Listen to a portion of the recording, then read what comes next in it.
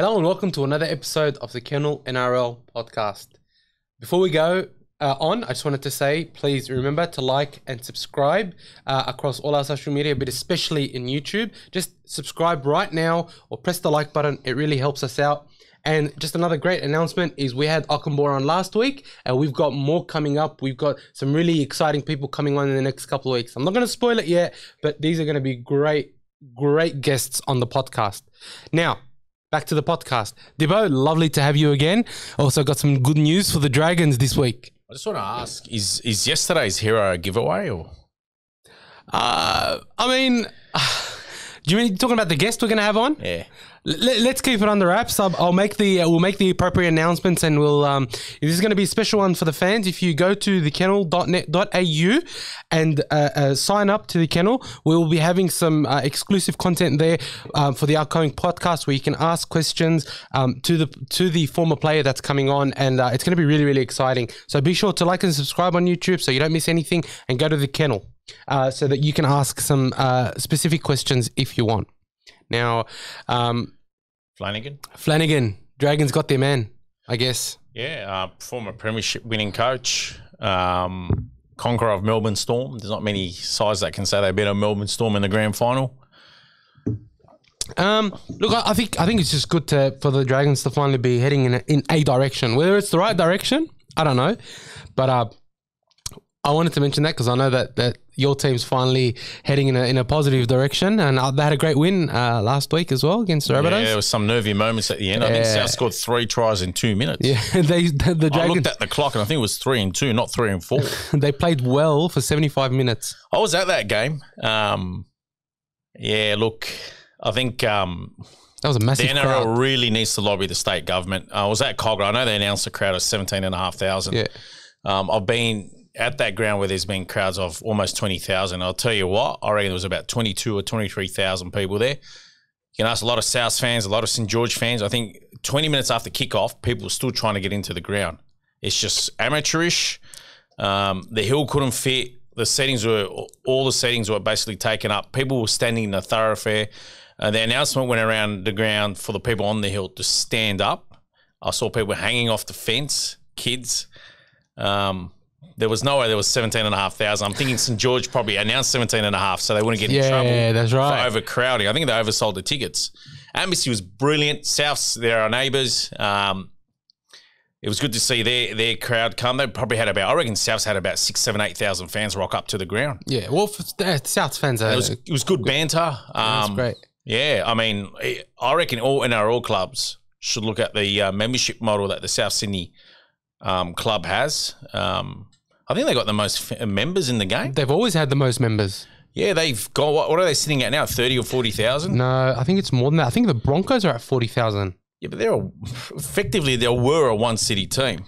Yeah, but I mean, for them to have 40,000 and have the Dolphins there. And, look, I know Peter Vlandis wants to invest in 25,000 or 30,000 seater stadiums on the ball. Absolutely.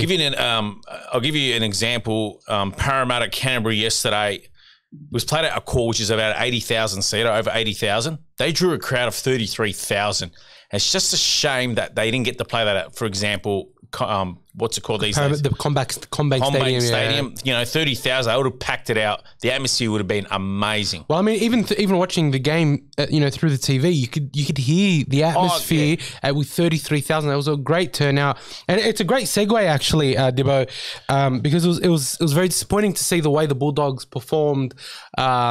Given that there were so many Bulldogs fans at the game yesterday, and let me be clear, I'm not going to be very nice today about my assessment of the team and the assessment of the game yesterday. As Bulldog supporters, we have been patient, for 5-6 years. And for us to have to go through what we went through yesterday and throughout this year, as a fan, I think I have the right to be frustrated, and I know, from the Kennel forum and from Twitter and from Facebook, I speak on a lot of fans' behalf when I say that we're sort of sick and tired of the performances that the team is putting putting in. Now, to everyone out there that says, calm down, we're rebuilding. I understand we're rebuilding. But for us to go out there yesterday and perform the way we did with the roster that's half decent, really. Oh, okay. Maybe our roster needs still a lot of building. They have about 8 or 10 players or almost close to a dozen players in your roster that have played 30 games or less in 9. the NRL. Yeah, 9? that just actually occurred to me, which is spot on, right? We've got 9 players in our 17 that have played 30 first grade games or less, which sort of puts things into perspective, I'll admit. But have the club recruited incorrectly? Should they have gone for more experienced players? I don't think the club has recruited incorrectly. I think there have been some poor decisions made by the coach that are negatively impacting the team week on week on week. And for a fan, it's glaringly obvious where the problems are and why some of these changes aren't being made. I'm not a coach. I can't pretend to understand how the coach is going about things, but I think that some things need to change. We've won 5 of 14. Right? That's unacceptable. Some of your senior players, I mean, come on, gee whiz. Tavita Pangai. That was pathetic. That was under sixes stuff where he rushed out of the line, overzealous, chasing Tavita. the halfback. Yeah. Look, I agree. We gave 2 tries I've away. defended Tavita time in, time out. He did not deserve to be chosen for New South Wales again.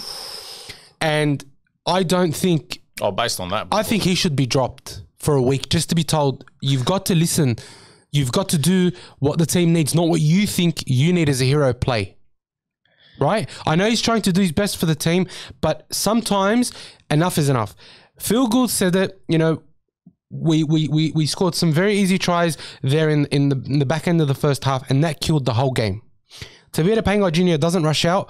I don't know the Eels score 2 tries back-to-back, 3 tries back-to-back, right? It puts the team under a lot of pressure. We're losing confidence because we're such a young team. And then we're on the back foot for the rest of the game, right? But Tavita's not the only one to blame, right? Yesterday, and this is the same problem, and I hate targeting plays, but I have to call it for what it is, right? Hayes Perham at fullback needs to go.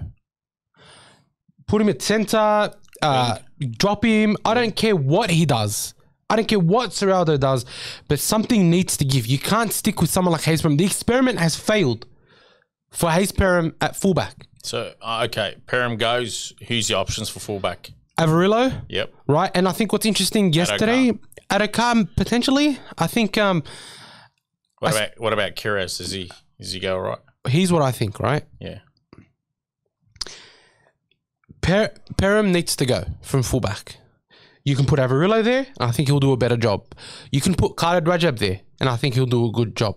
In fact, yesterday, Serraldo actually put Khaled Rajab at fullback for the last 15 or 20 minutes in place of Hayes Perham.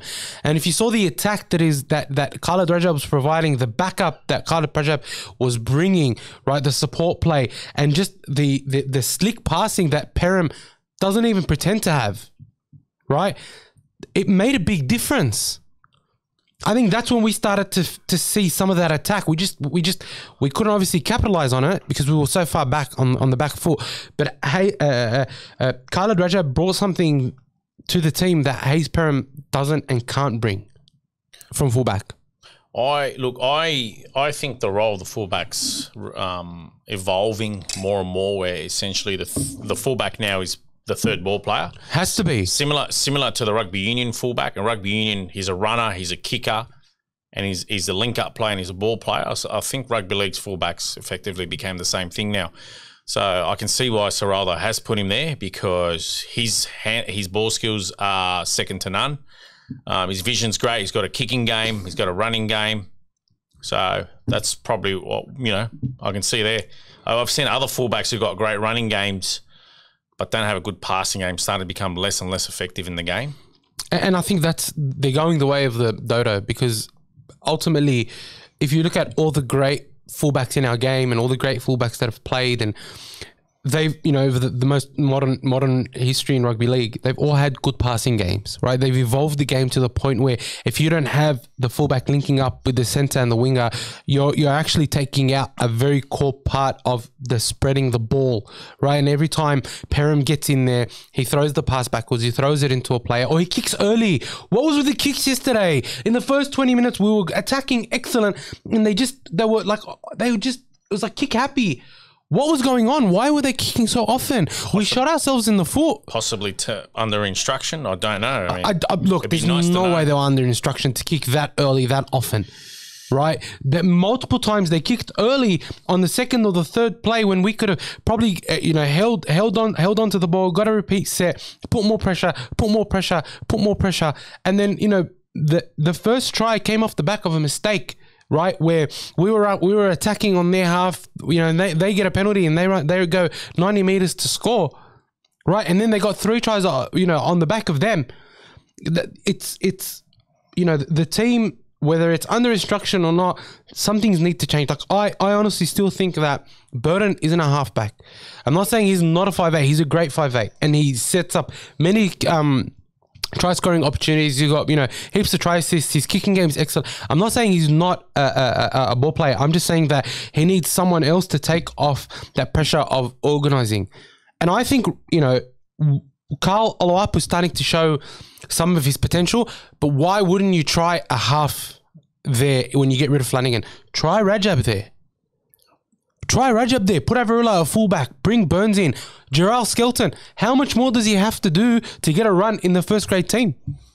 If anyone watched that New South Wales Cup team, we literally tore them to shreds 64-12. It was 40-6 at half time. Oh, Flanagan was great. Flanagan was excellent. 4 tries, 32 points. Ridiculous. Right?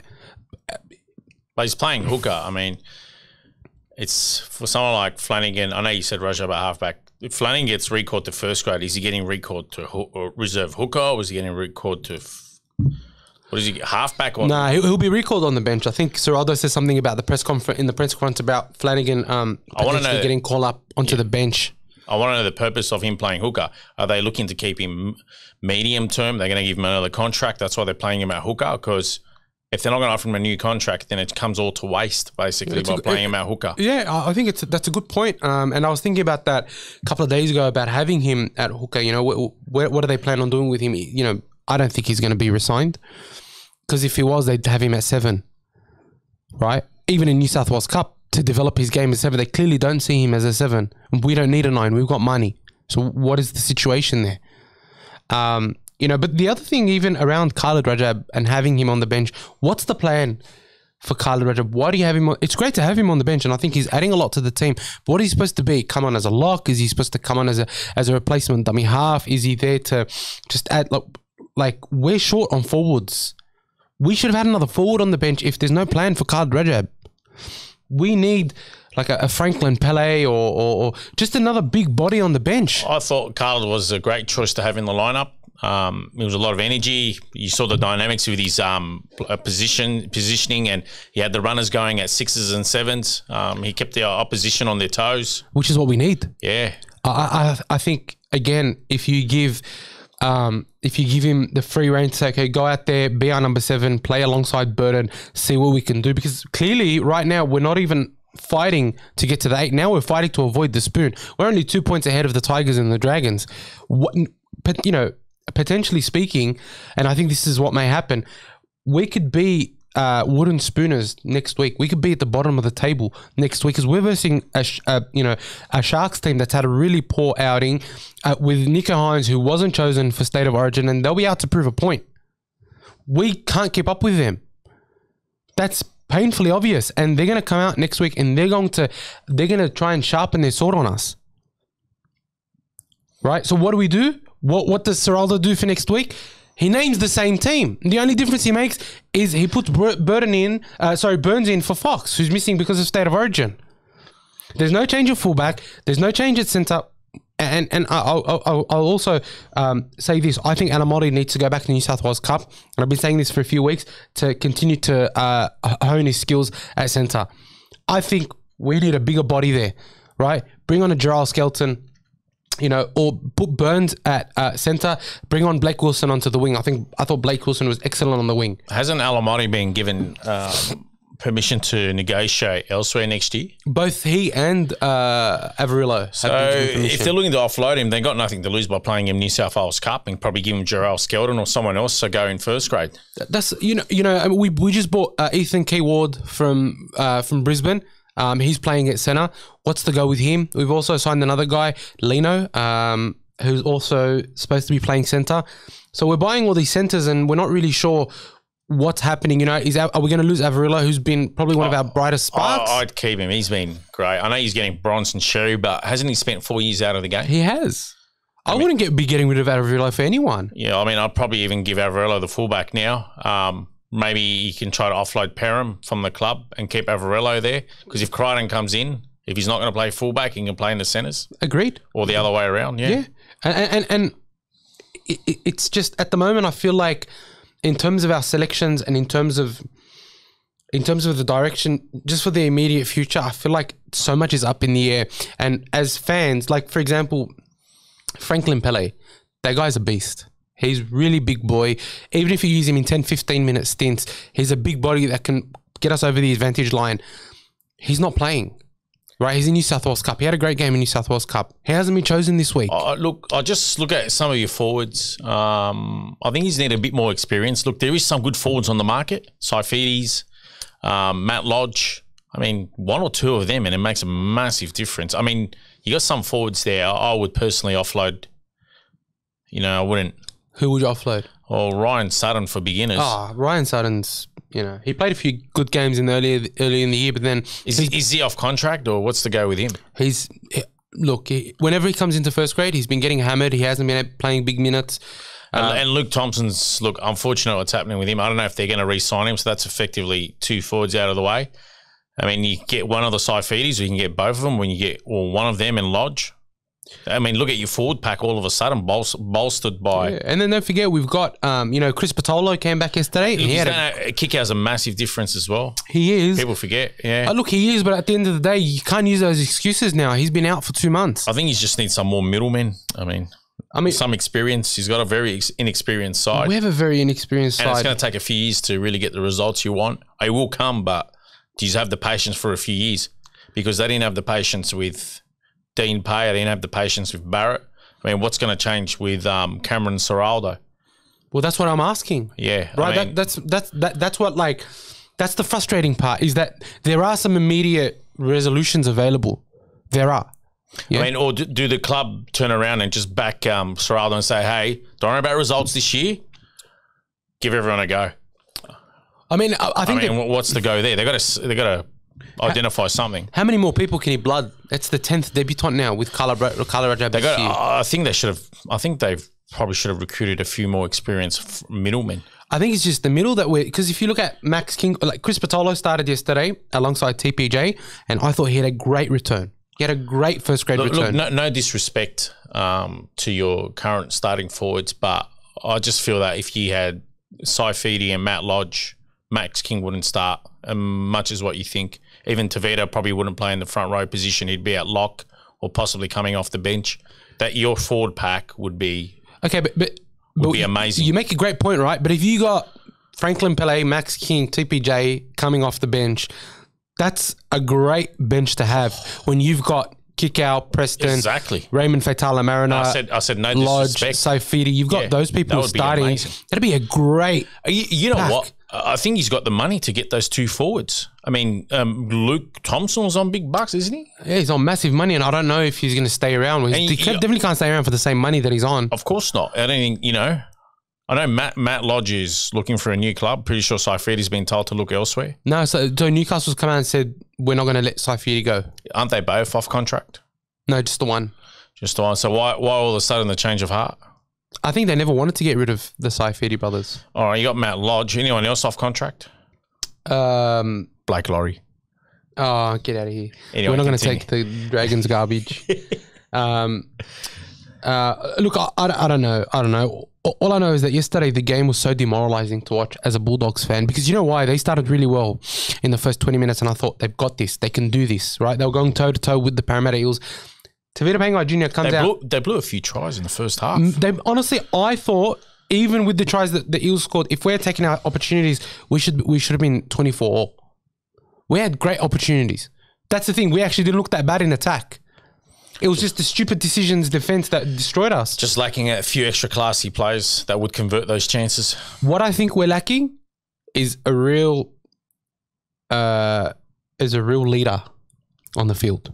I think we don't have that. Not with our current captains. We don't have someone like, for example, someone should have come out there yesterday and said, you know, when they were doing all the stupid kicks, stop kicking. Let's leave it to the halfback. Stop kicking. How often did they repeat those early kicks? How many times do you think? I think it was probably 5. I reckon they're on the instruction. Well, there has to be. What's kick on second? Yeah. No way. It's normal with coaches. No way. Sometimes they want to turn around the opposition and pin them down in their own quarter. Not these kicks. These were attacking kicks, not defensive kicks. Oh, so they were like literally attacking the line? They were attacking the line. They were in attack. They weren't defensive kicks. That's why Addo-Carr was going to be there, eh? Well, it happened multiple times where... He got one at the end, but didn't. It might have come off at training. Unfortunately, it didn't come off on game day. I mean, look, that one at the end was... Look, they tried something that was okay. Should have scored, but yeah. That's okay. That's okay. I'll let that go, yeah. Yeah, it's not something that changed the dynamic of the game, but those early kicks, they did change the dynamic of the game. And to be honest, I think that the Sharks were going to be an even bigger challenge for us, right? Because... Full strength? Well, Royce Hunt is injured after the tackle from Christian Welsh, who's been suspended. That's going to be a big thing for us. How long is he out for? They're saying he's got a syndesmosis, so 3 to 6 weeks. Gee whiz. Yeah. But they still got a very What did Welsh cop for that? 1 week. Is that all for giving a guy a literally 6-week injury? I mean, look, I don't want to get into that, but we're screwed against the Sharks. I'm going to say it. All right, I'm still going to tip the Dogs because I'm not going to tip against them, but we're screwed against the Sharks. If we come out with the same game plan, if Perham's still the one at fullback, if Alamoti's still going to try and do a hop, skip and a jump, you know, into the defensive line, we're not going to get anywhere, right? But I'm so happy Burns is playing because I feel like when Burns has played for us, he's always given 100% and he's got that IQ, the footy IQ. Just on that hop, skip and jump, I think once he does need to go back to reserves and get that out of his game. It's not first grade quality. I'm sorry, but it's not first grade. The bodies there are big; they'll be able to handle that. So he's got to go back to reserves and he's going to be up against Jesse Ramian. Yeah, right. Very physical. Like he couldn't even stop that Will Penasini try, which was a double movement and should not have been allowed. So was that knock on in the first try for the Eels. But I digress. He's going to get destroyed by Jesse Ramian, right? Because he won't be able to handle Ramian, just like he wasn't able to handle him the first time he played the Sharks. Ramian wouldn't look out of. He wouldn't look out of touch if he was State of Origin. Yeah, I agree, 100%. And this is what we're facing at the moment, right? On the other side, wooden spoon. The Bulldogs. I think they'll get their players. Nah, look, I think that if we stay like this, we're definitely at risk of the spoon. As I say, depending on results next week. Disagree. Anyway. Look, depending on results next week, we could end up at the bottom of the ladder. Yeah, it's all right. It's only temporary. I mean, I don't doesn't think matter if it's only temporary. I mean, Tigers don't have Carousel. They got no direction without him. You know, they haven't had a halfback for 10 years, so they've got no direction without Carousel. You know, regardless, it doesn't matter what other teams are doing. We need to be good enough to say, no, it's our results that are stopping us from getting the spoon, not other teams. And that's what's bothering me. Is last week I said there was some progress. This week I feel like we've taken 10 steps back. What are they doing at training? Where's the defensive mentality? Right, you look at Andrew Webster at the Warriors. He's got them humming along so well. I know they're a much more experienced team. Thank you. They're a much more experienced different dynamics. Team. They got experienced half in Sean Johnson. He's playing out of his skin. I know that. I know, and to be honest, experienced fullback and Nickel Klukstad. Amazing, right? And I want to say, they get stronger next year as well.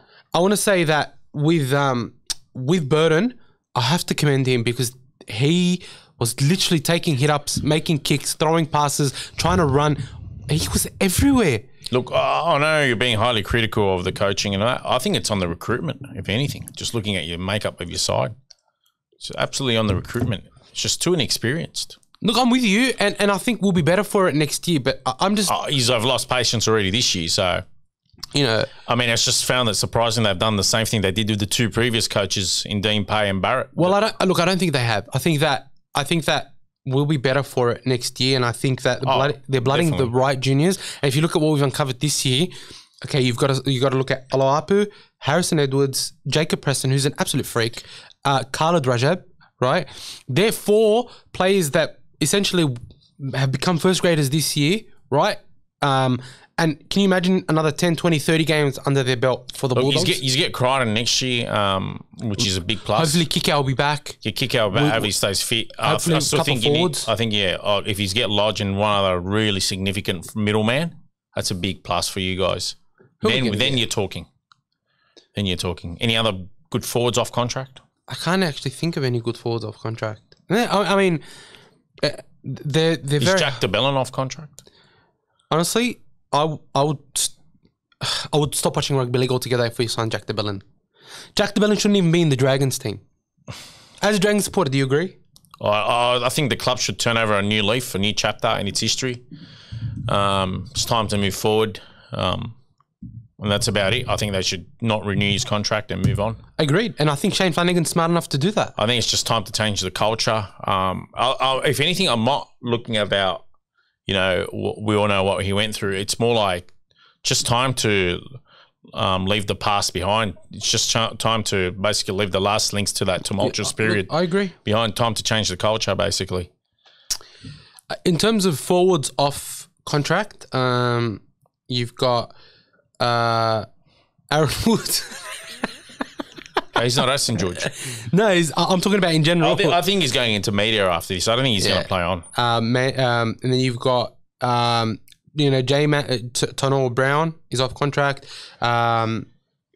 Wirumu Grigg from the Eels. He's done well for Parramatta this year. Oh, agreed. Liam Knight from the Rabbitohs. Yeah, I think he's a great forward. I'm talking middleman. Lodge, yep. Jordan McLean, yes. Tepai Maroa. No, I'd go Jordan McLean and Lodge. Yeah, anyone else? Jordan McLean, come on. He plays State of Origin. Yeah, Jordan McLean. He's an experienced forward for the North Queensland Cowboys. I would take him. I'm not a fan of him. He's not going to be pricey either. Martin Tapa'u. He's a local junior, by the way. Yeah, he is. He debuted for the Bulldogs. He'd be good to get back. He'd be a good addition. He'll be a great addition as a. He's only 33. As an experienced prop, I think he'll be great. He's got a few years in him still. So, there are some options there. I think the one that stands out, as you mentioned. I'd go Lodge, McLean, and Martin Tapau. Hands down. Tapa'u, yeah. Sorry, Martin. I would love to get one of the Saifidi brothers. I rate them. And to be honest, you're telling me they're not going to let him go? I mean, anything can happen. Money talks. Oh, hands down, yeah. And I think, to be honest, for me, I'm quite upset that none of them, they weren't considered for New South Wales, considering that when they have played, they've played Clemmer. well. Yeah. What's the go with Clemmer? I don't get it. He's just Fittler. Fried Freddie Fittler. Wasn't he recommended to coach a club at one stage? Oh, our club. Don't get me started. They aimed for Flanagan and Ben Hunter, ended up with Serraldo and Luke Brooks. Running joke today. No. I think running joke. I don't think you can. I don't. Think, it's all right. I like Cam. I don't think Cameron Serraldo can be judged. I like Cam. I'm only judging him in the short term. I'm just having a running joke with friends. I'm backing him, and I think that he's a great coach, and I do think he'll achieve greatness for the Bulldogs, and I hope they stick by him. But it's just, as a fan, I can't help the frustration. I do hope though that the Bulldogs re-sign Braden Burns. He's the one player in the backs that I want them to re-sign. Braden Burns and Jake Garavilla. Experience, good player too. Good player, experience, has the grit and determination. Oh yeah. I think there's a lot there that he provides. But we'll see how we go. I guess the other thing that just finally is, I think that we'll struggle to do well against the Sharks this week. Sorry, we're playing them on Sunday. Oh, they're circling. I'll tell you what, they've had an ordinary few weeks. Yeah. Oh, Melbourne absolutely touched them up. Yeah, if you want to use that description of them, but yeah, that could have been 70 or 80 points. Honestly, I thought it was heading that way. And Nico Hines played himself out of a State of Origin jersey, so. I mean, there's not much you could do when your whole team's getting dominated the way it is. I'll tell you what, Craig Fitzgibbons had a bit of pressure put on him by the media as well and the fans. Oh, no, they're asking him to stop being a nice guy, so yeah. I think the media can get stuffed. You know who else is coming off contract that I think the Doggies can target? Harmasele from the Rabbitohs. Yeah, he's a Kingsgrove Colts boy, so he's only down the road from Belmore. Yeah. So. Yeah, we need some experienced props, man. That's what the Bulldogs need. We need some forwards. What about Royce Hunt and Braden Hamlin-Uele from Cronulla? I'm pretty sure Royce Hunt just re-signed. Damn. Yeah, Royce Hunt and Hamlin-Uele. Yeah, he's I think he's signed till 2025. Two good forwards. Yeah, great forwards, and they're central to the Sharks go forward. Oh yeah. Obviously alongside Finucane and things like that. So anyway, that's my half an hour rant on the Bulldogs. And I think I'm sort of distilling a lot of what I'm reading from the fans and, you know, hearing from all the Doggies fans and sort of just putting it out there a little bit unfiltered. You know, I hope that the team named this week is not the team that runs out. I'd like to see Franklin Pele on the bench. You know, I'd love to see maybe even Jarrell Skelton there. Can I ask? Reid Marnie's been playing 80 minutes. Yeah. Is it worth having a second hooker on the bench and Marnie plays maybe 60 minutes? I think Marnie against the Eels only played 70 minutes. And who played the other 10 in his spot? It was either Harrison Edwards or Carlo Oloapu. Is Harrison Edwards a hooker? No, Harrison Edwards a lock. So, I mean, if Flanagan's only playing hooker, wouldn't you have him, you know, there? But then you lose the ability to have someone like Khalid Rajab on the bench. Maybe just start him in that sense. Where are you going to put him? Put him in the halves. Maybe one of the other halves got to go to centre or fullback. Yeah. He's got to try something. Right, look, I'm with you. I mean, Case Perham doesn't really have it's got no, as we spoke about the evolution of a fullback in the NRL, Hayes Perham's not fitting that. If you want to be amongst the leaders, and it looks like Serralo's, you know, he's sold on the whole evolution of a fullback. That's why he put Carl Rusher at the back. Yeah, for the last 20 minutes. You know, so maybe, I mean... And look, the way I look at it as well is I don't think... Is he fit enough to be there at fullback for the whole game, Carl? That's a good question, but It's a tough gig. Has Perham earned his spot there? That's the question I asked, and I don't think he has. And look, and you said, look, you don't want him tossed out of the team. Maybe put him at centre or on the wing. Maybe he might be more adept there. So it's not a bad suggestion either. I don't know. What do you guys think? What should our makeup of the Bulldogs team look like for the Sharks moving forward? What are the changes that you would like to see? You know, I've seen some big calls made on the Kennel forums and on Twitter, and you know, leave a comment down below on what you think the team should look like moving forward and what changes you think need to happen. For me, I think straight off the bat, I think Perham needs to go. Alamotti needs to go back to New South Wales to continue to hone his craft. On the bench, I think we need Pele there. I don't care who misses out. I think Pele needs to be there. And I honestly believe that that Flanagan does deserve a spot on the bench. To be honest, if you're asking me, I would have even said move Burton back to 6 and have Flanagan there at 7. But obviously, if they're playing him there at 9, that's not going to happen. So I don't know. I'm sort of at odds at the moment to make any to get too invested because I just don't think any changes are going to be made, and that's the disappointing part. So that's how I feel. Either way, go the Doggies. You know, proud to be a Bulldog. I think they'll put up a good fight against the Sharks, but I just don't think we've got Shark Park this weekend. Pretty sure it's at Shark Park. He's played at Canterbury's home ground. Yeah, it is. Well, might be worth PointsBet Stadium. Near home, might be worth a trip. Might be worth a trip, yeah. But that's it, man. Like, you know, we just don't have the game plan. We don't have people in the important positions doing their role. Like if you had a better fullback there that could link up in the last pass to the centre and the wing, I think we were making a lot of room there for ourselves against the Eels. But I just felt like Perham wasn't injecting himself and just doesn't have the capability to inject himself when it needs to be injected. That's look, Canterbury. Look, I was saying, Canterbury are near full strength as well, so I know they're going to want to make up for it. Expect a good performance from them. They won't win. I think it's going to be a lot closer than anyone expects it to be. I'll tell you now. They got nothing to lose. They're going to throw all caution to the wind. I think Canterbury's going to surprise a lot of people. We do have a lot to lose, though. We do. We could. I'm telling you, we could be on the bottom of the ladder, and the last thing we want is another potential ladder. This is going to be our third. Like, we're going to be in the running for the spoon now 3 years in a row. I think Canterbury's going to surprise a lot of people on the day. Look, I'll be the first one surprised. Let me tell you. I enjoy these sort of podcasts. I was very demoralized watching that Eels game. You don't understand. I couldn't watch the post-match conferences. I was just like, I watched to the 80th minute. The most demoralizing thing for me, I'm not of Canterbury, I mean, you know, was rookie mistakes by an experienced forward. Yeah. You know, who's played rep footy and international footy.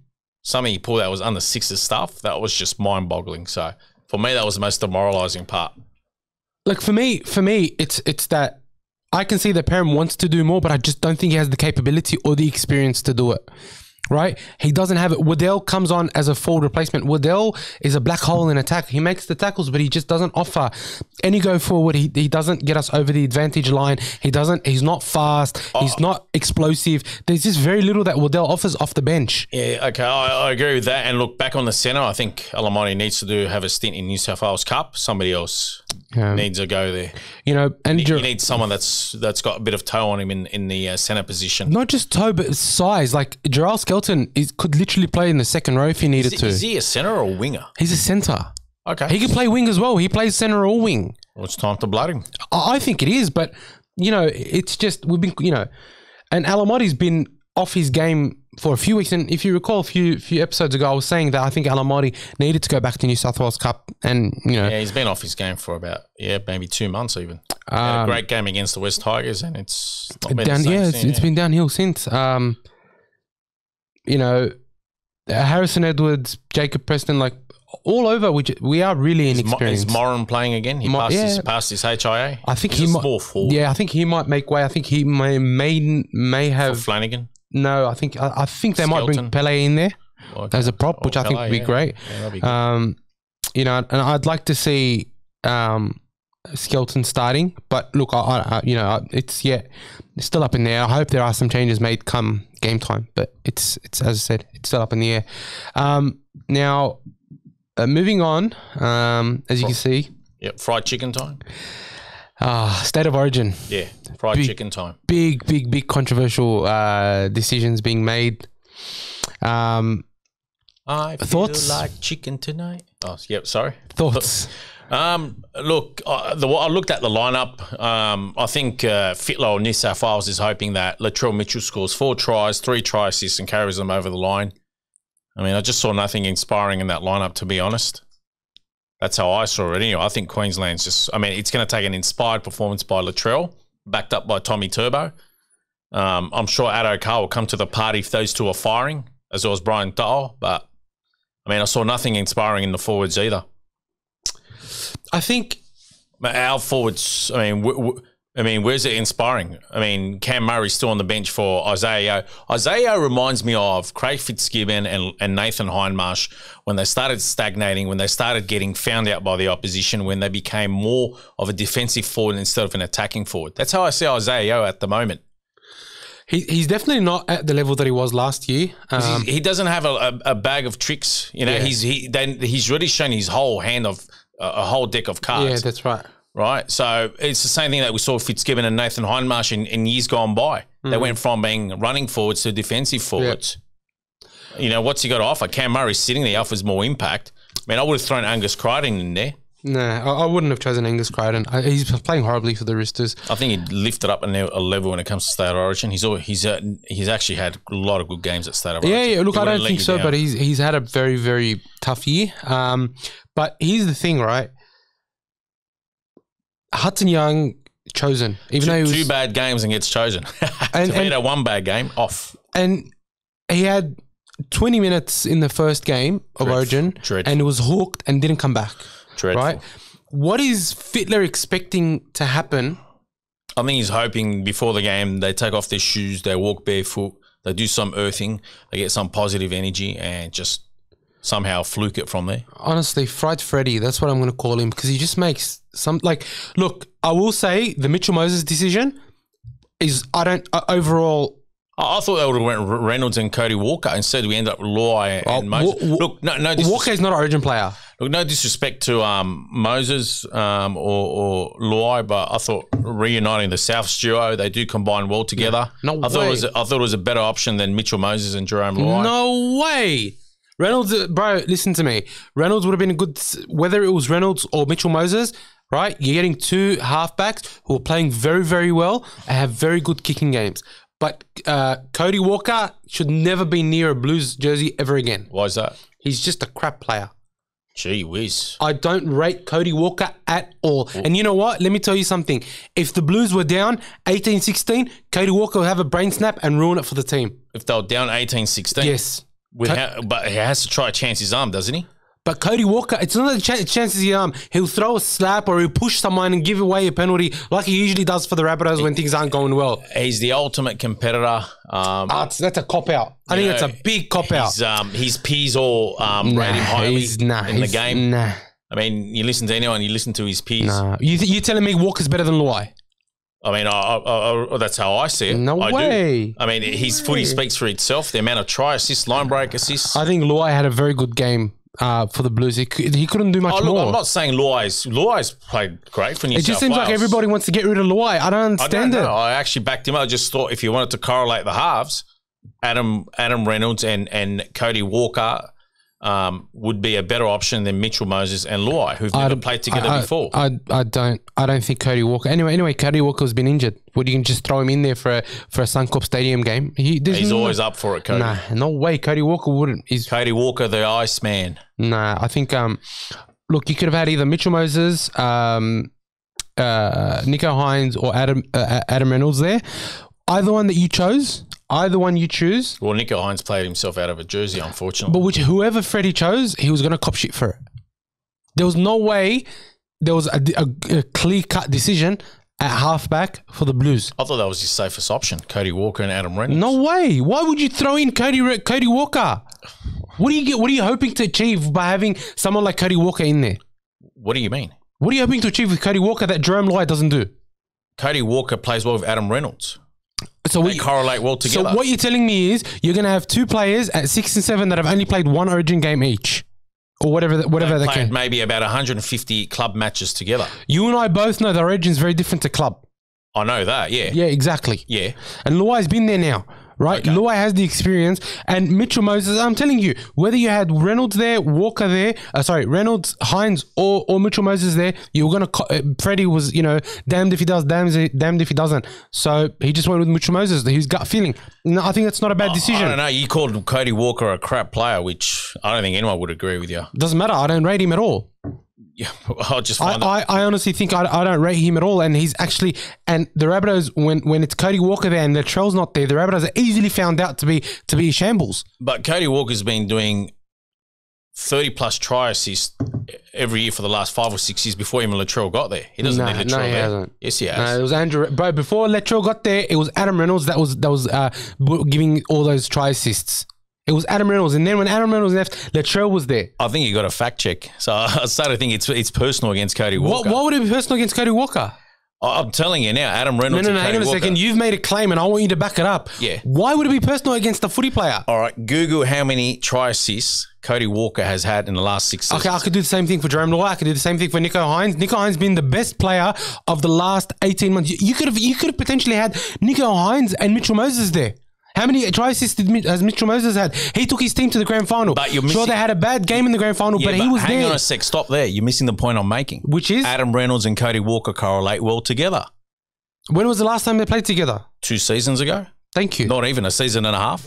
Two years ago. They played 150 games together. They could have played 1,000 games together. It's not gonna make this much. Is Origin of Suncorp. Cody Walker is not fit for pressure situations. Adam Reynolds has been playing at Suncorp for the last season and a half. I would have thought. Yeah. I would have thought if they chose Adam Reynolds, I would have been happy with that decision because I rate Adam Reynolds as one of the most natural sevens we've got in the game at the moment. Right. Yeah. Honestly, I do. Okay. Right. I love Adam Reynolds. Right. He would have gone well with Jerome Luai. Right, he would have gone well with any other 6 there. Now you got Latrell in the team, right? Yeah. So doesn't Cody and Adam Reynolds play well with Latrell? But Latrell plays well there regardless. Did Latrell not play well there in 2021? But does he not play? Did he not play well there without Cody Walker? Did he not play well there in 2021 without Cody Walker? But are you telling me? Answer my question. Yes or no? He played well, but are you going to say he doesn't play better with those two guys he's played over 100 games with? Not necessarily. That's pretty subjective. I don't think it's subjective. I think that Latrell Mitchell will go out there and do something. That's like saying. Hang on a sec. Hear me out. They've played over 100 games together, week in, week out. They know each other inside out. Yeah. You wouldn't try them at Origin together. This is not a time to try things. Well, they've got tried out club games. This is not a time to try things. This is Suncorp to level the series. right? And that's why you would throw him in there. No, you don't take Jerome Luai out for no reason. Why would you get rid of Jerome Luai when he was there in the first game? Right. Right? He was there in the first game. He was there last year. Right. Right? We know he can perform. He was there in 2021. We know he can do the job. Right? He's got Mitchell Moses there. Why would you cause even more disruption to the team? What's Jerome Luai's percentage win at State of Origin? I can ask you about, bro, what's... It's less than half. Hear me out. So what's wrong with trying Adam Reynolds and Cody Walker? Why would you do that? So why wouldn't you? No, hang on a second. For a game that we need to win, where Jerome Luai didn't actually play that badly in game one, you want to cause this massive disruption to the team. It's not a disruption. It's a huge disruption. It is not. How is it not a disruption? Because a third of that side has played with Cody Walker and Adam Reynolds before. Hang on. If you're talking, if you're talking about combinations, right? Yeah. You're talking about combinations, right? We've already got Isaiah Yeo there, right? We've got Luai there. Yeah. We've got Brian To'o there. Haven't Queensland got them figured out? Do they? Well, of course they do. Did they have them figured out? Well, they had them figured out for the last season and a half and the season before last year. How do they have them figured out? Who won the season? Who won the series last year? Last year, the Queensland won it. All right, the season before. But are you telling me that they won it because of Penrith, not because of Freddie's shitty selection on the bench? Who? The Queensland? What, last year? Yeah. Queensland had them figured out. Isaiah was absolutely It was nothing. not. Yeah, see, this is the thing. And the season before, it wasn't Penrith that got him home. Who was it that got him home? It was the Souths players. Hang on a second. Yeah. It was Latrell Mitchell. Cam Murray didn't have a great series. But Cam Murray's good anywhere he plays. He plays good for Australia, plays good for the Rabbitohs. Cam Murray's one of the best second rows in the game. Why isn't he starting? That's my argument. Because they've gone with the whole correlation of keeping the Penrith players together, and I think Queensland have got them figured out. Hudson Young's not a Penrith player. I'm not. Tyson Frizzell's not a what's it called? Penrith player. They got Isaiah, they got Liam Martin, they got Brian Tull. Hang on a second. Are you telling me Liam Martin wasn't the best player for New South Wales in game one? He was great off the bench. Wasn't he not the best player for New South Wales? He was great, but I just think it was better correlated. Bro, why choose Stefano? If you're talking that, why did they choose Yotoko Manu instead of Spencer Leniu, for example? But Tokomano is even the best forward at his club. He's not. He should have had Clemmer there if he was going to choose Yotoko Manu. I totally agree. Yeah, but my point is, right, you're trying to say that Cody Walker should have been chosen. We're not going to agree. I don't think Cody Walker should ever be near a New South Wales jersey. Right. Explain why him, why not him, and why Mitchell Moses? I already said to you that whether he chose Moses, Hines, or Reynolds, he would have been in a tough situation and I would have been okay with either three. That's my argument. And not Cody Walker? Yeah. Really? Why? Look, I can understand the argument for Reynolds. I can understand the argument for Moses, and I can understand the argument for Nico Hines. I can't understand the argument for Cody Walker. All right. So Luai, okay, he's got less than a 50% win rate at State of Origin. Yeah. So does Latrell. So does Turbo. No, they got more than a 50%. No, they don't. How many games has Turbo? Latrell played, and New South Wales have won. Turbo and Latrell didn't play last year. They didn't play last year, but the year before they played. Won. And then the year before that, they didn't play. They lost. Latrell played the year before. Yeah, but not all the games. But look at his percentage of win. It's probably 50% at best. It's more than half. No, it's not. But again, these are like inconsequential. It's very inconsequential because you're targeting Jerome Luai. I'm just saying, you're saying Jerome Luai's got less than a 50% win rate. So what's wrong with trying Reynolds and Walker? Payne Haas is less than a 50% win rate. But my point is, talking halves. No. It doesn't matter. I'm talking plays. That stat can be leveraged against anyone. Against anyone. But I'm not referring to the forwards. I already said our forwards aren't inspiring. Adam Reynolds has played one game. Yeah. Right, for the Blues, and they lost. One game. And they lost. You don't lost. want to give him. What about Cody Walker? How many games has he had? One. So you don't want to give him another chance. It's not about giving chances. I just think that Adam Reynolds is a much better player than Cody Walker has ever been. Yeah, but they're different positions. It doesn't matter. They correlate well together. No, I don't think that makes a big difference at all. All right, over 100 games, a premiership, grand final appearance, multiple finals. He doesn't think they correlate well together. Not even at State of Origin. No, I just don't think that Suncorp is a position to try that out. Okay, I don't think you should be changing many changes. But Mitchell Moses and Jerome Luai, who've never played together before, are a better option. You're looking at it the wrong way. I'm saying that Jerome Luai was there in game one, and I think that Jerome Luai should be there in game two, right? For me, I think Nico Hines should have been given the chance at 7. right? Because he was there at game 1. Right. Right? If you believe in him in game 1, you should believe him in game 2. Well, that's your coach's choice. Yeah, but he's your coach too because he's your state's coach. Right. All I'm saying is that the argument that Jerome Luai shouldn't have been there, right, is tentative at best. Hang on a second, because you could have chosen either Adam Reynolds, Mitchell Moses, and Nico Hines, right? You're telling me that you would rather have Cody Walker there to test the new combination out if Adam Reynolds wasn't chosen. Yeah, but you're missing the point here. I never once said Luai doesn't deserve to be there. I just thought if you're going to have halves together, you're better off having Adam Reynolds and Cody Walker. I'm saying, hang on a second. Hang on, I'm saying that even Adam Reynolds wasn't a clear-cut choice for it. If Adam Reynolds was a clear-cut choice, I understand that. Yeah, that's all I'm saying. I'm saying that the argument is irrelevant. But what I'm saying is my argument is Walker and Reynolds get together better than Luai. We're not going to get anywhere. Luai and Moses. We're not going to get anywhere. All right. We're not going to get anywhere. Answers below. Who do you think would have been a better halves combination at start of Origin? Walker and Reynolds or Luai and Moses?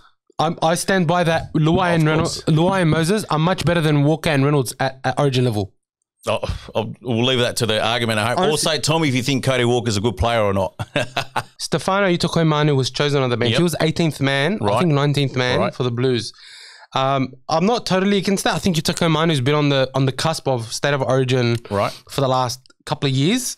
I'm glad he's getting his opportunity, but I don't think it's the right decision. I think they needed a more experienced forward there. I definitely agree. I think both Saifidis were available. David Clemens was available. I just found it surprising they've gone with him, basically. He's not even the best front row at his club, so... He's been playing really good for the Tigers, I got to say, but David Clemmer has been playing out of his skin. I would have loved to see Clemmer come back to New South Wales. I don't understand that. I mean, Fittler's bypassed him for the last 3 seasons. I mean, is there an explanation? Why debutant up in Suncorp as a forward when we need forwards to continue? And here's the other thing, right? He's chosen Hudson Young again. Like, that blows my mind. Why would you start with Hudson Young? Why wouldn't you start with Cameron Murray, right? And look, Tyson Frizzell, I thought had a great game other than the missed pass that he didn't get out to Adokar. I think he played really well, right? Defended well, attacked well. I thought he was good. I don't have a problem with him being there. I thought Hudson Young was touch and go, whether he was even going to make the 17 for game 1. I just thought Manly's second row and South second row and Kolomatangi and Olakawatu, I thought one of them would have got a run. Look, Kolomatangi has to be one of my favourite second rows in the game, and I think it's a shame that he's not on the bench. Like, I would have had Cameron Murray starting, Kolomatangi on the bench, Hudson completely out, and I reckon we would have had a better bench than that, and potentially David Clemmer instead of Stefano Utokoimanu. Even though I'm happy for Utokoimanu, and I hope he goes well. Honestly, I'm not too upset with it because I think Utokoimanu has the potential. But other than that, I just... Like, these are the types of rubbish decisions that Fittler makes that ruins the New South Wales... New South Wales ability to win games. Because you need experience in those games. You need the ability to go that next level. And the Tigers haven't been performing that great for the last couple of years. I think he's got a committee behind him that they make the team selections. Yeah, I don't know. I mean, Spencer Leniu, do you need an impact for State of Origin? Look, Spencer Leniu's another debutant. I just don't. For me, I don't like the idea of a debutant. I'm just saying off the bench, basically. Yeah, even off the bench though. If you have an experienced forward like Clemmer coming up and just go out there and just tear in, I just want you to rip in for 15, 20 minutes.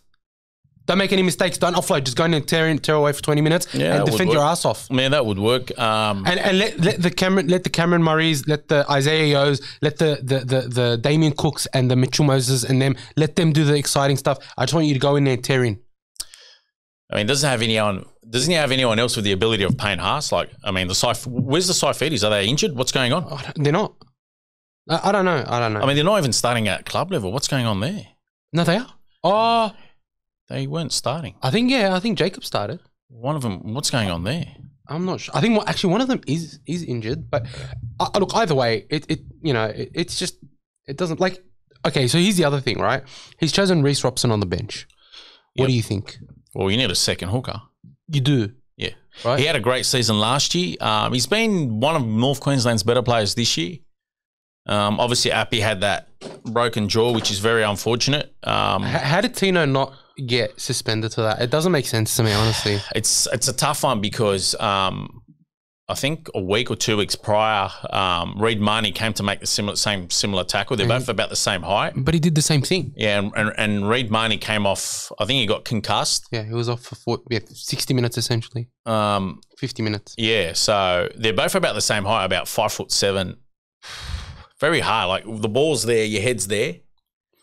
You know what I'm saying? Like you come. No, I'm with you, but I still think that he needs to take. Did they be smarter with how they try to tackle him? Yeah. I mean, did he?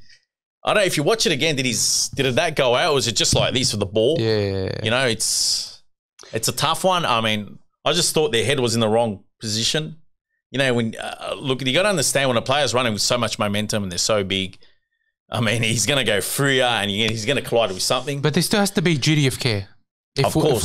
I just look, you're right. I just thought they could have done something. They're both short. I just thought they put their head in the wrong spot. Look, they're very courageous. That's the thing about them. They're just so courageous. Oh, of course. I just thought is a leg tackle there more effective? Probably. But I just want to make a quick comment. Daniel Saifiti started against the Broncos and Jacob came off the bench. With Leo Thompson starting alongside Daniel Saifiti. So it doesn't make sense to me why the Saifiti brothers have all of a sudden been ignored. You know? Look, again, I'm not upset for... If that was Queensland, I mean, and you have forwards of Clemmer and Saifiti twins ability, I mean, I'm sure they'd still be playing. It'd be stick and pick because they got immense ability. You mean pick and stick? You know, I mean, who do we have? Like, you know, like even Reece Robson, I think he had a great year last year. But I mean, Lachlan Croker for Manly has been playing well. Even Wade Egan for the Warriors, I think, has been playing very, very well. So I mean, it is up in the air. I'm not going to. They've been talking about Robson since before last year. Yeah, they were. So wasn't he in the squad last year? I think it was maybe 18th player. He was in the squad, so he's been on the cusp. Yeah, I'm not too upset. I think he'll do well, to be honest. I actually think Reece Robson will do very well. I hope so, because he once punched Cam Smith in the nuts. Colgrove right in front of us. So I hope Reece. Look, I like Cam Smith, but that was a big thing. I hope Reece Robson plays out of his skin and he has a good game. I really want him to do well. He'll probably get about 20 minutes, I think, 20, 30 minutes. And I think that's enough. That's plenty, Yeah, I think Damien Cook can do 30 minutes each half and then give Reece Robson 10, 15 minutes either way. I think that's plenty. I'm really excited to see Damien Cook back. I don't think he ever should have been dropped. I thought they both should have been there, Cook and Coruscant. No, I agree. I think that they made a very, very good combination. And you could tell at the end of the first game, Coruscant was lacking that attacking ability. Just because he was making so many tackles. He made something like 45 tackles. You know, it wasn't a great first state of origin, I'll admit. Nah, the Adelaide Oval wasn't that great. It was one of the more subdued ones. It was, and I'm hoping for some fireworks next Wednesday. Right. Look, you may not believe this, but I actually think the Blues have a chance.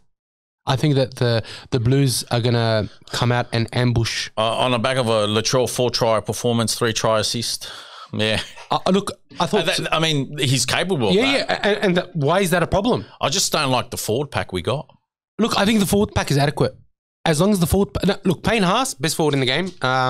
You've got Cam Murray, you've got Tyson Frizzell, you've got Liam Martin, who I think are probably the form second rowers in the game. Is Utukamano... All right, he's one of our props on the bench. Yeah. And you got Reece Robson. Yeah. And you got Campbell Murray. Cam Murray and Liam Martin.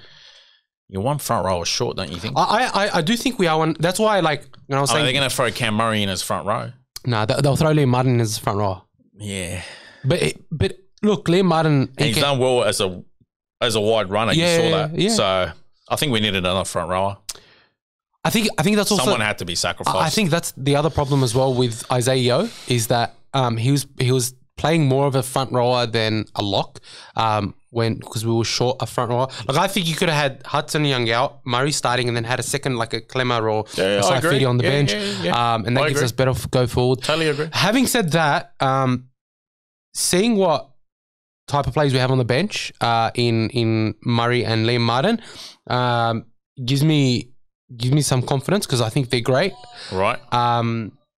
And I'm not totally against the bench, especially with Reece Robson there being the second dummy half. I think that's fine.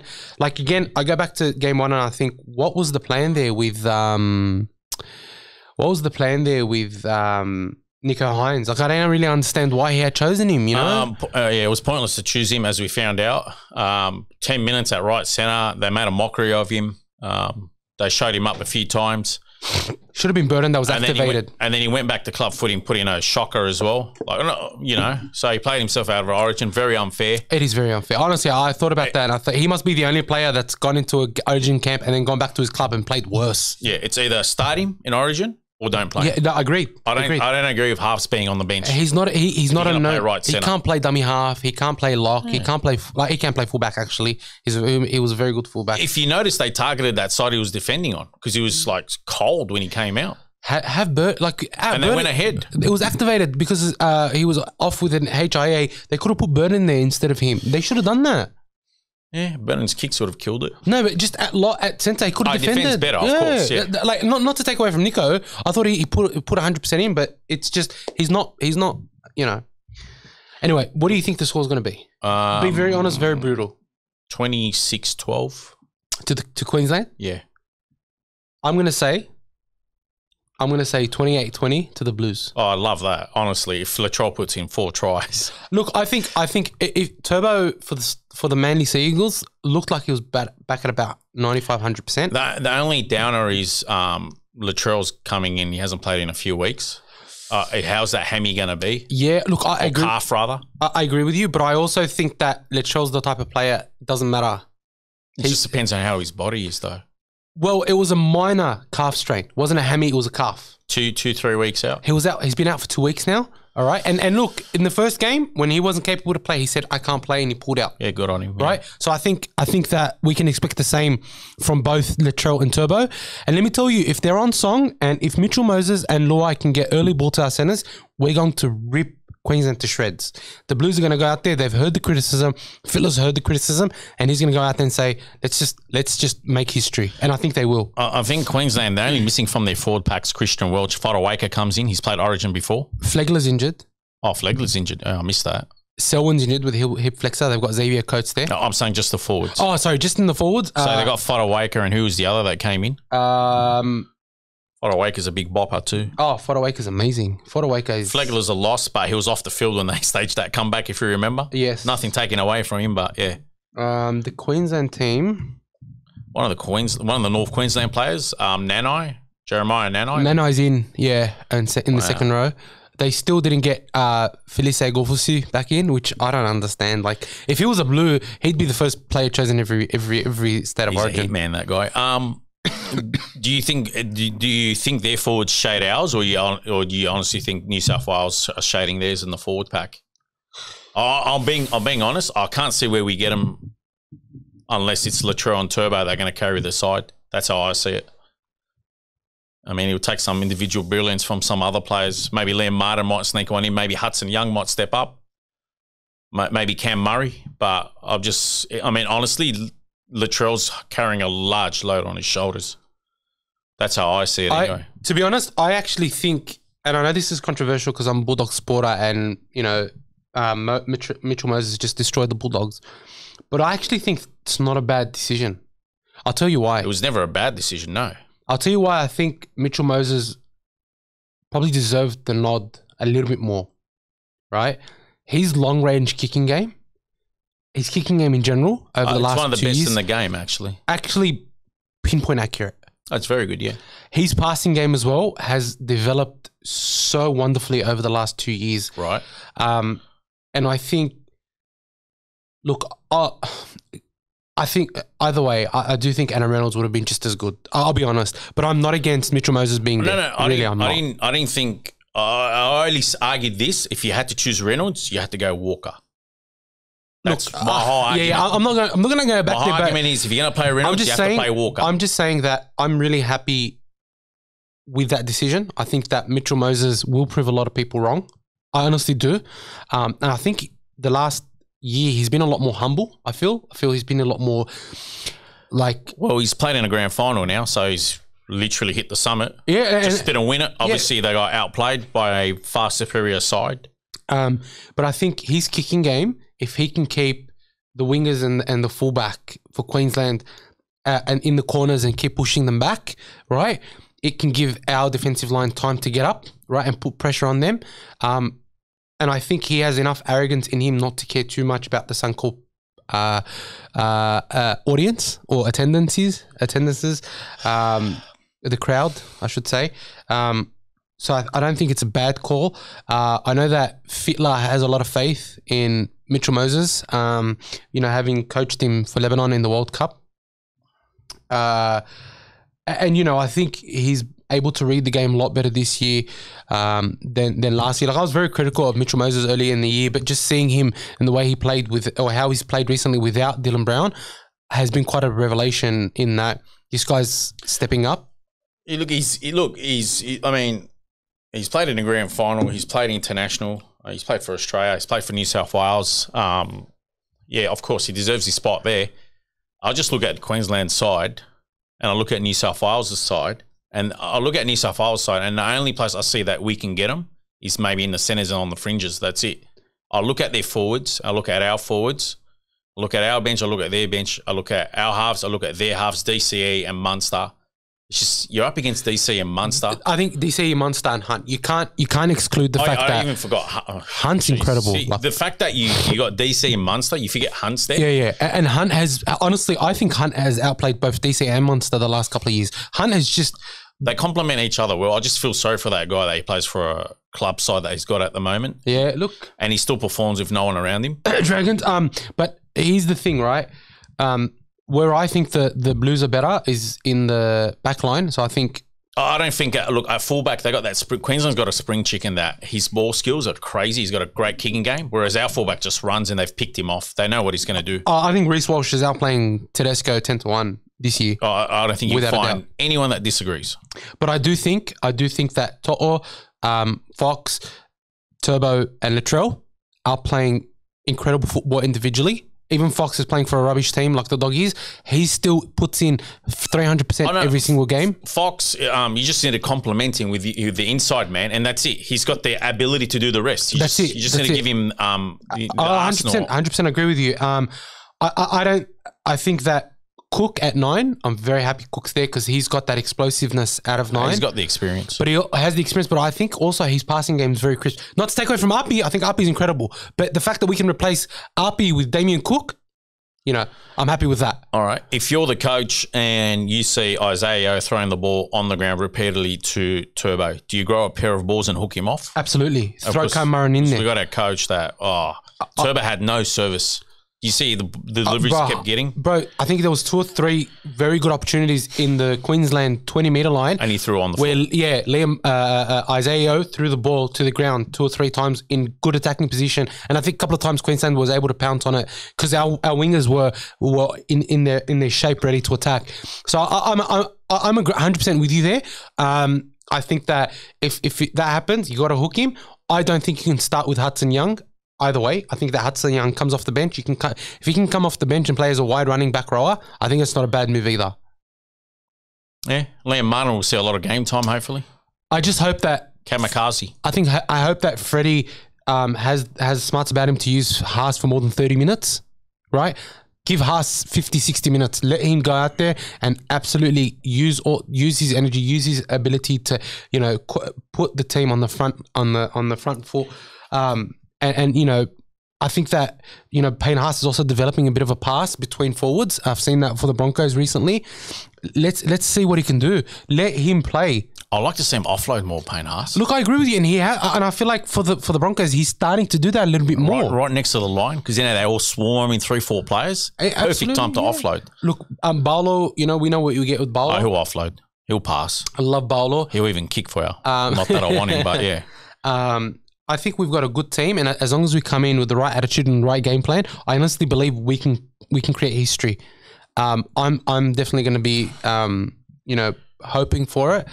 I am as well. I mean, I just look at Queensland's side and I think, who do we pick? Anyway, they got such good players. No matter who you chose, you're up against it. But I don't think that the New South Wales team is all that. I think the only... No, they're not bad. It's just... I think the weak link, you might not... You're going to agree with me. I think the weak link in the starting team is Hudson Young.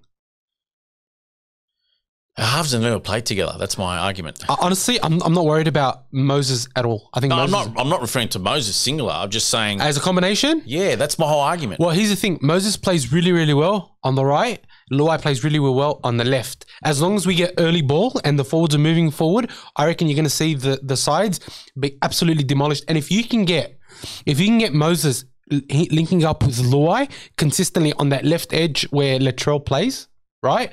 I reckon we're going to tear the left side to shreds because they were vulnerable, Queensland, on their right side defence. Well, look, if Latrell gets a lot of service, you know what? They got their task very easy. Give Latrell a lot of ball. And I'm with you. If you remember, and give it early to Turbo on the other side. The first game, right? Stephen Crichton and Brian To'o had a lot of opportunities. Even the right side with Frizzell and Adokar, they were vulnerable. We just didn't take our chances.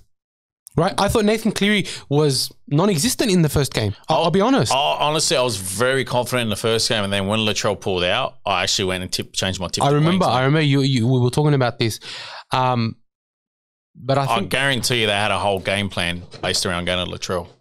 And look, I don't think it's a bad game plan. And they also had a good game plan to go towards Turbo, but they weren't getting him early ball. I just didn't think that. Isaiah Yeo, they're throwing it on the ground. Isaiah Yeo and Nathan Cleary weren't playing to their potential. Now, we've talked a lot about Origin. I cannot wait for the game. Wait. Can we ask the producer who he thinks he's going? Yeah. Producer, Billy? Go the Blues. Speak up. What would I say? Probably something similar to what Elmo said, so about 30-26. Wow, high scoring game. I think it has the potential to be though. What's the weather like there next week? Dry patch. It's warm up there anyway. But the problem is, I think I'm worried about the Suncorp field again. It's just an absolute pigsty at the moment. Oh, it's like a beach. It's so bad. Wow, so bad. I'm hoping that no one cops any injuries because of the definitely from both track, sides. Yeah. That's the worst last year. From both teams. I can never ever. See a good spectacle every week at club footy too. So you're going Queensland. Obviously we know the brains in Queensland, but the heart's New South Wales. Yeah. So sorry, heart. Just got to go in my head. Yeah, look, fair enough. I'll be cheering for New South Wales the whole way. Honestly, I know this is counterintuitive and probably against. I hate our selectors. Grains. Can I just point that out? Yeah, I do too. I think our selectors have gotten a lot wrong. Just ruined it for me. Anyway, I'm quietly confident that the Blues can get it done. Believe it or not, I am actually quietly confident. I think that Mitchell Moses, his kicking game is going to be an absolute asset, and if he can maintain his composure, I reckon that he could really, really stifle any of their attack. Is this Mitchell Moses? Yeah. Look, sorry to say, but if his forwards are going to stand there and watch, Agreed. If he gets peppered, put it solely on his forwards. I agree with you, and I think it's about the game plan, right? It's all down to his forwards protecting him. Yeah. That's why I don't think Hudson Young should even be in the anyway. I don't want to keep going over that. You know what? When he's on, he's on. I actually rate Hudson Young. But he just had two ordinary games. I don't even think that. I think in game one, I feel like he was underprepared and he wasn't ready for such a big occasion. Overwhelmed by the whole 100% overwhelmed. I actually think he might play well. I still think having Murray starting and a second prop on the bench would have been a better option. But let's see how they go. All right, so I just want to shift gears just a little bit, and I want to ask you how you feel about Flanagan being the Dragons coach. How you feel about having Kyle Flanagan next year? Look. What's he called?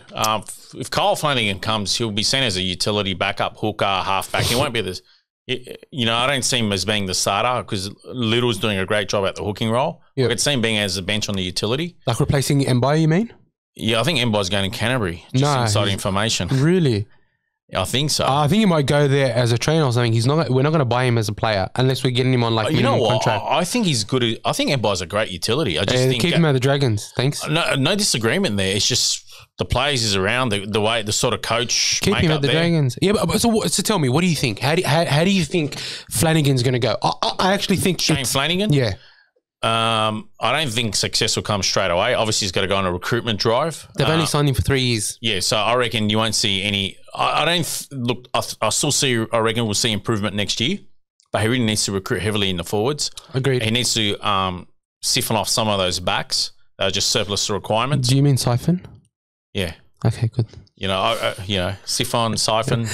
We're not French, bro. We're English. It's anyway. siphon. We're Australians, Hey, brother. my We parents speak speak English. French, but anyway, They're Arabs, bro. They don't yeah, speak they can French. they That's can the speak it as- colonizer language. yeah, well, that's all spoken. So is English, actually. So now you think about it. Oh so- wow, he contradicted himself. Yeah, I did. I just too much happening at once in my brain. Jeez. Too much coffee. Go on. Yeah, they got to recruit heavily in the forwards. He might get some results in the second year. I mean, you give any coach an ordinary side, and 99 out of 100 ain't going to do anything with it. Yeah. So I still think he'll improve markedly than what we got this year and last year. But honestly, he has to recruit players. He's not going to improve if he doesn't recruit players. So who do you get rid of then? Obviously, you need 2 middlemen. Honestly, I would have loved to have gone for Matt Lodge and one of the Saifidi twins, but you're telling me he's not available or potentially not available. So Jordan McLean, I know Canterbury's in the market. They got money to spend. So it's very hard to get players these days, honestly. Like, you can have plans that I want to bolster my forward pack, but then you got another club who's got just as much money, if not more. That's right. And you can either end up with 1 out of the 2 or 0 out of the 2. Yeah. Like, it's so hard. It's and a tough market. I guarantee you Hook, for the last 3 years, I guarantee you most of the time didn't get the players he wanted.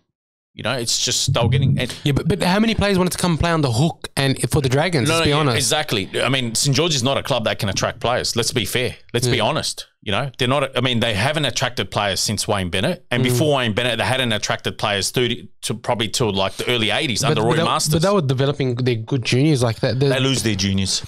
Well, I mean, and if you look at like the team that Nathan Brown had at the Dragons, he had 6 of the best players in the competition. And weren't they all Dragons juniors? But can I point out something? They were only good on paper. Come on, like they kept getting rolled over in the finals. Yeah, I agree with you. But that was at State of Origin. All right, you had Gaznia, Cooper. They were great performers. Luke Bailey and Riles. Barrett. Look, Barrett? He had ability. He was a gun. He was a freak.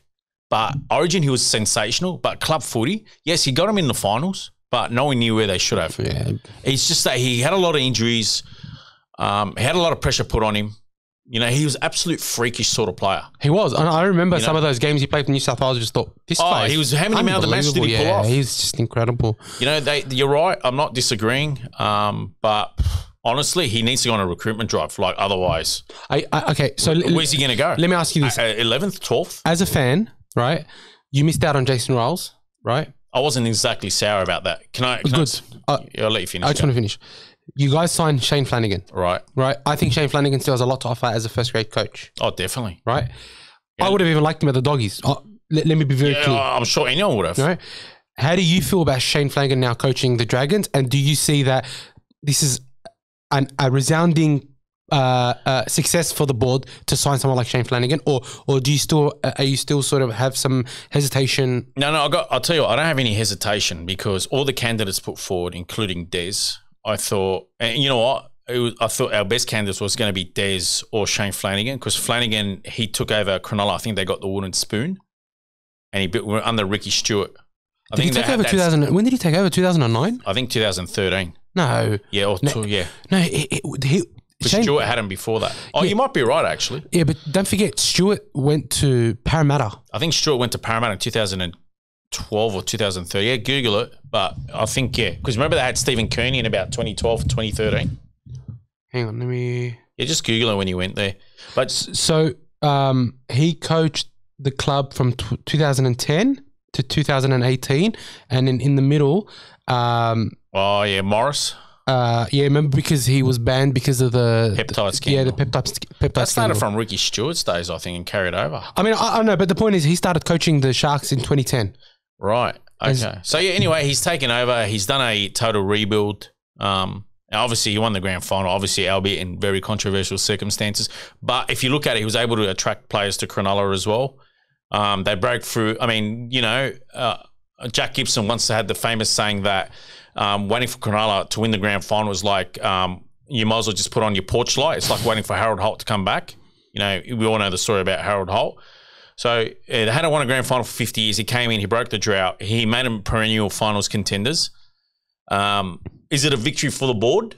Hell no. Everyone knows it's not because, honestly, they went with Riles. They got absolutely embarrassed. That's right. I'm pretty sure Des Hasler turned them down.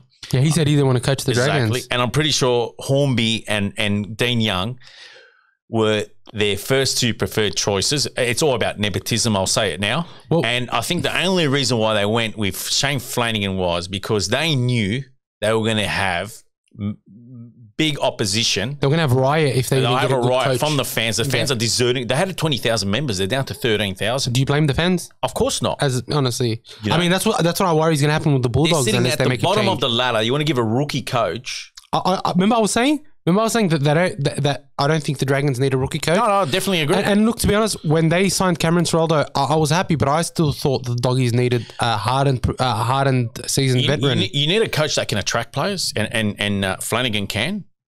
The only reason why I thought Riles was a better candidate than Hornby and look, no disrespect to those two, and Hornby was a fantastic player, and he seems like a very sensible human and well respected. I'm sure the same thing with Dean Young. But Riles had that pedigree. He had gone to Melbourne under Bellamy. He had gone to the Roosters under Robbo. He had gone to the English Rugby Union setup. He'd been around, and also it looked like he had the ability to attract players. Yeah. So I mean, but you know what, Flano, Des did a rebuild. He would have been a great candidate. He came into Manly in 2004, and he rebuilt them. So. What? You don't agree with that? My watch is just telling him she doesn't agree. With Des's rebuild of Manly, that was great. I mean, but what he did to the Bulldogs, like it sort of left a sour taste in I think a lot of clubs' mouths, and they know that Des is anyway. Look, That's why you're disagreeing, Siri, eh? Anyway, look, I'm glad that the Dragons have finally signed someone. I wouldn't be glad. You know, they're your rivals, though. Look, why I'm glad is because you're a Dragons supporter and my wife's a Dragons supporter, and it just means that. But I go to bed, I was still going to bed, regardless. I mean, as fans, as fans and as topic, discussion points. As a kid, I would have been over the top, yeah. But anyway, this has been a long podcast. There's been some very heated discussions. I absolutely love the heated discussions. This is why I love having Dibbo as the co-host, because just one more pot shot. Look, Canterbury fans at home, I know he's aimed for Shane Flanagan and Ben Hunt. He's ended up with Luke Brooks and Cameron Ciraldo. Give us your thoughts. Look, no one cares what the Dragons do. They're going to get the wooden spoon this year, and they're going to get it again next year. Can I ask, what would you do if he's ended up with Luke Brooks? Honestly, I'll hear about it. Huh? At least we have a coach. I think get knocked back by 5. Our coach is the the guy that sells the popcorn at the cinemas. I think that's who our coach is. Look, hey, he's got 2 wins to his name. If we sign Luke Brooks at 7, I think I actually wouldn't be too upset. I think that you sign him for the right amount of money. He can, of course. He can come in as a 7, Definitely. take the pressure off Burden. For $1 million. Let Burden play his natural 6 and let Brooks play his natural 7. And I think that the Bulldogs will be a lot better for it. But I don't think that's going to happen. I think that the Bulldogs, going off what Phil Wood said on Twitter, are probably going to aim to bolster our forwards. But anyway, we have come to the end of the show. I appreciate you guys sticking through to the end. We have some very exciting guests coming up over the next Walker. 2 to 3 weeks.